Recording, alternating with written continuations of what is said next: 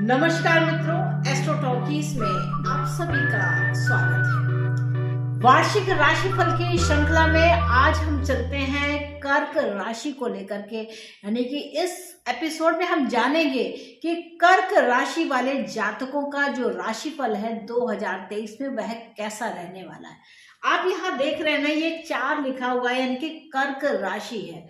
तो कर्क राशि के जो स्वामित्व है वह चंद्रमा के पास होता है, यानी कि मन में जो चंद्रमा है जिस प्रकार अपनी गति बदलता है, यानी कि कृष्ण पक्ष में उसकी आभा कुछ और होती है और शुक्ल पक्ष में उसकी आभा कुछ और होती है। तो ऐसे में क्या होता है कि जो इसका जो मन है वह बार बार परिवर्तित होता रहता है और यह बहुत ही भावुक होती है और इनकी जो कल्पना की जो उड़ान है वह बहुत ही सुदृढ़ होती है, कि जिस प्रकार से चंद्रमा अपनी कलाएं बढ़ाता है उसी प्रकार से इनकी जो कल्पना, यानी कि कल्पना के जो पंख हैं वह बढ़ते हुए दिखाई देते हैं और इनमें एक अलग ही तरीके का एक इमोशनल अटैचमेंट होता है। तो इनके अंदर जो भाषा है वह संवाद के इसमें विशेष प्रकार के गुण पाए जाते हैं और दिमाग तो बिल्कुल चंद्रमा की गति के समान चलता है, बहुत ही तेज चलता है और इनका स्वभाव थोड़ा हंसमुख और चंचल भी होता है। इनकी विशेषता क्या है, इनके अंदर कुछ आध्यात्मिक गुण भी पाए जाते हैं, क्योंकि ये जो मीन राशि है यह कहीं ना कहीं मोक्ष को लेती है, यानी कि धार्मिक उन्माद को लेकर के कहीं ना कहीं मोक्ष की ओर बढ़ने का काम करती है। और यह बेहद ही सरल होते हैं, क्योंकि जल तत्व की राशि है। तो जिस प्रकार का इनका भाव होता है, जैसा क्षेत्र होता है वैसा ही ये आचरण करने लगते हैं। तो यह जो कि जल है, जैसे उदाहरण के लिए कहा जाए तो जल को अगर आप लोटे में भर के रखो तो उस जल की जो आकृति है वह लोटे के समान हो जाती है। आप किसी जग में भरिए, किसी सुराही में भरिए, यानी कि जैसा पात्र होता है यह वैसी आकृति लेता है। तो कर्क राशि वालों के अंदर यह एक विशेष बात होती है कि वह जैसा मौका होता है, जैसा अवसर होता है, ये वैसे ही व्यवहार करने लगते हैं। कर्क राशि वाले थोड़े से अपने कठिन समय आने पर काफी सुदृढ़ हो जाते हैं। मैंने जैसे बीच के किनारे पर मैं जब गई और मैंने वहां पर रियल केकड़े को देखा, यानी कि रियल कैंसर को देखा, तो वहां पर केकड़ा क्या था कि जब लहर आती थी तो वो अपने जो पांव होते थे वह अपने सारे पांव को जमीन में गड़ा देता था। तो उस जो वेव आती थी उस वेव से वह अपनी जगह पर स्थिर रहता था। तो कर्क राशि का जो एक विशेष गुण है वह यह भी एक गुण है कि कठिन परिस्थितियों में भी यह अपने उस काम के लिए या अपने उस कठिन समय में भी अपने आप को यह विचलित नहीं करते, यह अडिग होकर के उसका सामना करते हैं। यह विशेष बात है। और फिर इसके बाद वह सही ढंग से निकल करके आते हैं, क्योंकि उन्होंने उन कठिनाइयों में कैसे अपने आप को संभालना है यह सीख चुके होते हैं। आप कभी भी बीच पर जाइए या जहां कहीं केकड़े हो तो जब पानी का बहाव आएगा या लहर आती तो देखिए अपने आप को वो कैसे संभालते हैं। यही उनकी कर्क राशि की विशेषता है। अब यहाँ पर क्या महत्वपूर्ण परिवर्तन है? महत्वपूर्ण परिवर्तन 2 तरीके के हैं। एक तो यहाँ पर जो शनि है यह 17 जनवरी को, जनवरी के मास में यह अपना राशि परिवर्तन कर रहे थे, यानी कि शनि देव महाराज यहाँ पर स्थित है। जिस समय 1 जनवरी 2023 है उस दिन यह शनि यहाँ पर है और 15 दिन के बाद शनि यहाँ चले जाएंगे। तो यहाँ पर देखिए जीवन साथी के धन का यहाँ पर लाभ दिख रहा है। यह स्वराशि में है, तो स्वराशि में यह समझना कि यहाँ पर कोई नुकसान नहीं है। यह अष्टम भाव भी है, लेकिन यहाँ पर जीवन साथी को लेकर के, उसकी आयु को लेकर के, उसके जीवन को लेकर के कोई भी यहाँ पर नुकसान वाली बात नहीं है, क्योंकि यह जो राशि है यह स्वराशि है। तो यहाँ पर शनि इस राशि में रह करके भी यहाँ पर स्थितियों को सुदृढ़ बनाएंगे। यहाँ पर विशेष बात क्या होने वाली है कि आपके जीवन साथी का जो इंश्योर्ड मनी है, या ये कहें कि आपकी जो पैतृक संपदा है या अनअर्न मनी है, वह इस समय, यह जो 2.5 साल का समय रहेगा, इस समय पर यह अवसर आपको प्राप्त हो सकते हैं। पर जो एक बड़ा परिवर्तन है वह गुरु का भी राशि परिवर्तन है कि गुरुदेव महाराज मीन राशि से अप्रैल में निकल करके मेष राशि में स्थित हो जाएंगे। तो मेष राशि में यानी कि आपकी जो पारिवारिक प्रतिष्ठा है, आपका जो सोशल स्टेटस है, वह इंक्रीजमेंट में दिखाई देगा। तो यह प्रमुख परिवर्तन है।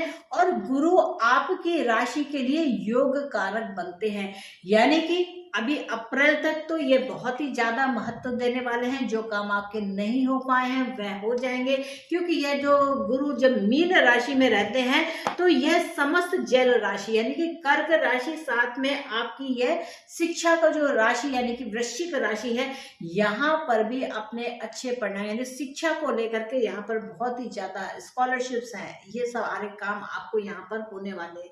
तो अप्रैल के बाद में जो परिवर्तन है वह आपकी प्रतिष्ठा को दिखाता है, यानी कि गुरुदेव महाराज आपकी प्रतिष्ठा को दिखाते हुए आपके 10वें केंद्र में आते हैं। यहाँ से जो उनकी पंचम दृष्टि है वह जाती है धन भाव में।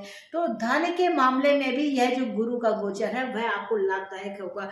इसके साथ साथ जो अगर देखें तो 7, 8, 9 और गुरु का जो गोचर है वह आपकी धनु राशि 6th भाव में भी जाता है। तो यहाँ भी जॉब अपॉर्चुनिटीज आपको बेहतर मिलने वाली हैं। तो ये कुल मिलाकर के ये जो गुरु का गोचर है वह भी बहुत अच्छे परिणाम देने वाला बनेगा। राहु केतु का भी यहाँ पर राशि परिवर्तन है, वह अक्टूबर मास में है, यानी कि 30 अक्टूबर को यह जो राहु देव महाराज है वह मीन राशि में चले जाएंगे और केतु देव यहाँ पर आ जाएंगे। तो ऐसे में क्या है, आपके भाई बहनों से यहाँ पर कुछ संबंध विच्छेद की बात आती है। वही जो आपके राहु यहाँ आते हैं तो आपका जो थॉट प्रोसेस है वो समथिंग डिफरेंट हो सकता है, यानी कि धर्म के विरुद्ध कुछ आपका जो फिलोसफिकल आउटलुक है वह परिवर्तित दिखाई देगा। तो इस प्रकार का यहाँ पर भाव रहेगा। तो ये जो मेन आपके जो राशि परिवर्तन है यह बहुत ही ज्यादा महत्वपूर्ण होंगे। एक शनि का आपका राशि परिवर्तन है, गुरु का राशि परिवर्तन है, साथ में राहु और केतु का भी राशि परिवर्तन है।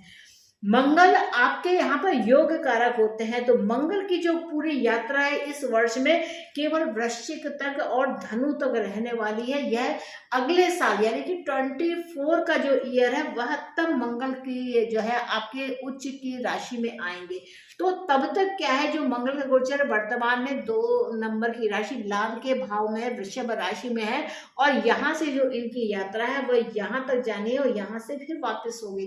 तो इस प्रकार वक्री और मार्गी लेकर के यह जो मंगल है ये आपके कुंडली के ग्रहों के आधे भाव को ही यहाँ पर प्रभावित करने वाले हैं। तो इस प्रकार यह मंगल आपके योग कारक होते हुए अब इस समय वर्तमान में देखें तो मंगल योग कारक होकर के लाभ भाव को देख रहे हैं। वृषभ राशि का जो गोचर है, वृषभ राशि में मंगल का गोचर आपके लाभ की स्थितियों को दिखाता है। तो इस प्रकार का है। कैरियर के मामले में अगर देखा जाए तो जो कर्क राशि वाले जातक हैं यह कुछ बेहतरीन समय है। देव गुरु बृहस्पति भाग्य भाव में अप्रैल तक रहेंगे। अब मीन राशि में रहने वाले हैं, इसके बाद यहाँ पर थोड़ा सा परिवर्तन होगा। शनि का जो गोचर है वह भी अष्टम भाव में होगा। तो यहाँ पर ये जो ढैया की शुरुआत होती है, यानी कि शनि अष्टम शनि होकर के ये ढैया की शुरुआत होती है, थोड़ी बहुत सी दिक्कतों के साथ फिर भी आपको रास्ते बनाएंगे। राहु केतु की अगर बात की जाए तो यह कुछ ऐसी संभावनाओं को देंगे जिसमें आपके कैरियर और देखा जाए तो भाग्य के परिवर्तन में कुछ ना कुछ यहाँ पर अलग और बेहतरीन परिणाम दिखाई देंगे। शनि की यह अष्टम भैया जो ढैया है वह संकेत करती है कि जल्दबाजी किसी काम की ना करें, क्योंकि जो शनि है वह ठहराव का नाम है। जितने ठहराव के साथ आप फैसले लेंगे आपको उतने ही अच्छे यहाँ पर परिणाम मिलेंगे। नौकरी पेशा जो लोग करते हैं उनके लिए यहाँ पर अचानक से यहाँ पर कोई ना कोई स्थान परिवर्तन या स्थानांतरण हो सकता है। तो यहाँ पर देखिए, अगर आप चाहेंगे तो आपका मनपसंद जगह भी स्थानांतरण हो जाएगा, क्योंकि शनिदेव महाराज है अष्टम में है। आप जहाँ पर बहुत दिनों से गए नहीं है तो जाने का जो काम आपको करना है वह भी बड़े ही नीतिगत तरीके से शांति के साथ धैर्य पूर्वक हो जाएगा। परिवार की बात की जाए तो राहु केतु पिछले कुछ समय से आपके पारिवारिक जीवन में कुछ उथल पुथल मचा करके वातावरण को थोड़ा सा टेंस बनाए हुए हैं। अप्रैल के बाद में जब देवगुरु बृहस्पति अपनी मेष राशि में आ जाएंगे तो मेष राशि में आने में गुरु की जो पंचम दृष्टि है वह द्वितीय भाव परिवार में पड़ती है, यानी कि धन का भाव, कोष का भाव, परिवार का भाव, वाणी का भाव, और कहा जाए तो आपकी जो बिल्कुल इमीडिएट फैमिली है उसका भाव जो है काफ़ी प्रभावित होगा। और आपको यहाँ पर क्योंकि स्नेह की यह दृष्टि है, पंचम दृष्टि है, तो आप अपने परिवार के लिए बहुत कुछ अपनी इच्छा से यहाँ पर करते हुए नजर आएंगे। अगर अष्टम भाव से गोचर की जो बात कही गई, यानी कि जो जनवरी से प्रारंभ होता है, तो थोड़ी बहुत समस्याएं तो आएंगी, लेकिन कोई उन समस्याओं का, क्योंकि शनि यहाँ पर होंगे, गुरु यहाँ होंगे, तो जो नीतिगत बात है, यानी कि गुरु और शनि जो नीतिगत काम करने वाले होते हैं, यानी कि गुरु आपको बताएंगे और शनि क्या है, नहीं नियम से इस तरीके से काम करना है, क्योंकि शनि का जो नाम है वह नियम और संयम का काम है। तो शनि इस प्रकार से धैर्य पूर्वक धीरे धीरे कार्य करते हैं, यानी कि यहाँ पर जो है अपने जीवन साथी का जो धन है, आपकी पैतृक संपदा है, आपका इंश्योरेंस सेक्टर है, उस चीज को यहाँ पर दिखाता है, यानी कि अष्टम के शनि है, और अष्टम के जो शनि है वह कुछ ना कुछ यहाँ पर, क्योंकि अपनी ही राशि में है, तो यहाँ पर बहुत कुछ लाभ की स्थितियां भी देने वाले हैं। इसके बाद यहाँ पर देखे जाए तो स्वास्थ्य को देखिए, तो स्वास्थ्य के मामले में यहाँ पर थोड़ा बहुत आपको ध्यान देने की आवश्यकता होगी। 17 जनवरी से जो शनि की ढैया है वह थोड़े बहुत मानसिक तनाव भी देगी। शनि की द्वितीय भाव पर जो दृष्टि है, कुछ कुटुंब के मामलों में विवाद के कारण आपकी स्वास्थ्य जो है वह प्रभावित हो सकता है। जैसे शनि की दृष्टि के बारे में बताया, यानी कि शनि क्या द्वितीय भाव में भी दृष्टि डाल रहे हैं, और वहां ऑलरेडी गुरु अप्रैल से बैठ जाएंगे अपनी दृष्टियों के माध्यम से। तो यहाँ पर क्या है, काम तो होना है पर गुरु की आज्ञा से होना है, नियम संयम का ध्यान रखना है। यह जो ढैया है, अगर अष्टम शनि की ढैया कही जाए तो यह थोड़ी बहुत परेशानियां देगी, लेकिन जो सही है, जो नीतिगत है, उसको महत्व दे करके आगे काम करेगी। तो यहाँ पर देखिए कि छठे भाव में जो बृहस्पति हैं इस वर्ष अप्रैल तक मीन राशि के पश्चात मेष राशि में रहेंगे। इसका अर्थ है कि छठे भाव पर अप्रैल के बाद देव गुरु बृहस्पति की दृष्टि स्वास्थ्य के लिहाज से थोड़ी समस्या लेकर के आ सकती है। तो यहाँ पर जब दृष्टिपात होता है तो समझना, तो ऐसे में लीवर संबंधी समस्या आपको ध्यान देनी, यानी कि विशेष रूप से अगर आप खान पीन का ध्यान रखते हैं तो लीवर की समस्या का प्रॉब्लम सॉल्व हो जाता है। तो यहाँ पर आप जरूर ध्यान रखें। मैं सभी को कहती हूँ कि ये शनि जो है यह कुंभ राशि में, तो आप आयुर्वेद की ओर ध्यान दीजिए, आयुर्वेद पर काम कीजिए, आयुर्वेद से के द्वारा अपने इलाज को करिए, तो आप देखिए आपको परमानेंट इलाज होता है। तो एक चीज समझना कि जो नेचुरल जितना भी ठीक करने का स्वास्थ्य संबंधी नेचुरल रेमेडीज होती हैं, नेचुरल खान पान होता है, प्रकृति से दी हुई जो चीजें होती हैं, यह आपके स्वास्थ्य की जो समस्याएं होती हैं उनको परमानेंटली ठीक करती हैं।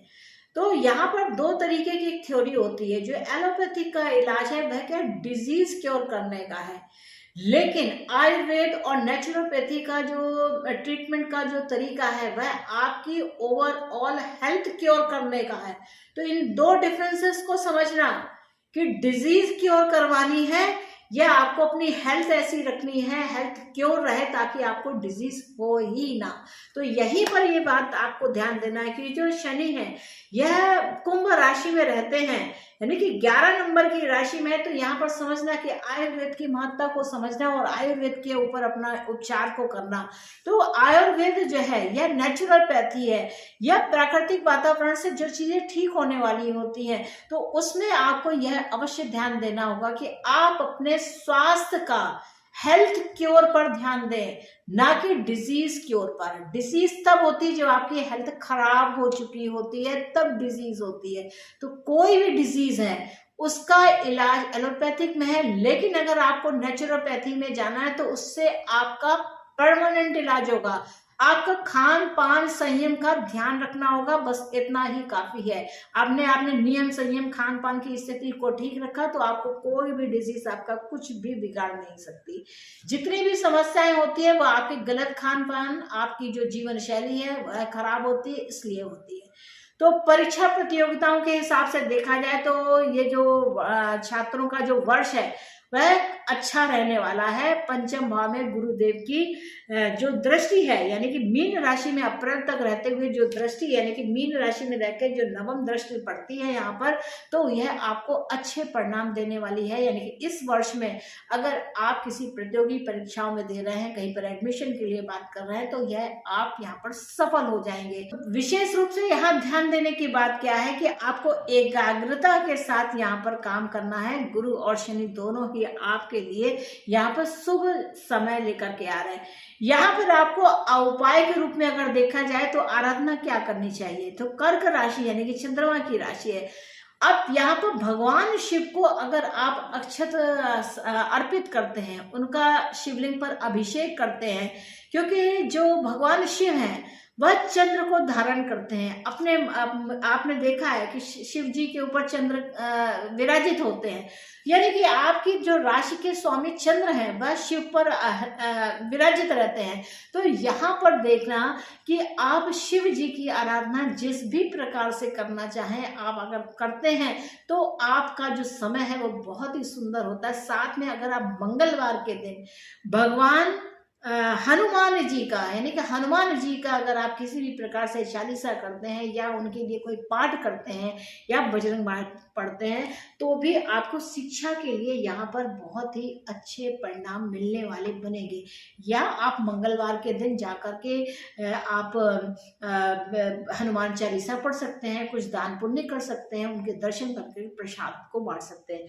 ये जो चंद्र और मंगल है, यानी कि कर्क राशि और यह क्या है, यह चंद्र मंगल की जो स्थिति होती है यह बहुत सारा वैभव देने वाली बनती है। तो इस बात को ध्यान रखना कि जो चंद्र मंगल का जो राशि है, साथ में यहाँ पर गुरु है, तो चंद्र मंगल और गुरु ये विशेष प्रकार का यहाँ पर योग देने वाले बनते हैं। तो अप्रैल तक देखना कि आपकी कोई भी अगर प्रतियोगी परीक्षा है तो उनमें आप सफल होते हैं। तो मित्रों, ये था कर्क राशि को लेकर के 2023 का वार्षिक राशिफल। कुल मिलाकर के जो पूरा वर्ष है कर्क राशि वालों के लिए शिक्षा को लेकर के बहुत ही उत्तम है, और यहाँ पर जॉब अपॉर्चुनिटीज भी हैं। हो सकता है आपको आगे चल करके थोड़े समय के बाद कुछ और ज्यादा लाभ मिले। तो मित्रों, मुझको आज्ञा दीजिए, मिलेंगे नेक्स्ट एपिसोड में सिंह राशि को लेकर के। सिंह राशि वाले जातकों का 2023 में वार्षिक राशिफल कैसा रहने वाला है। मिलते हैं नेक्स्ट एपिसोड में, तब तक के लिए नमस्ते।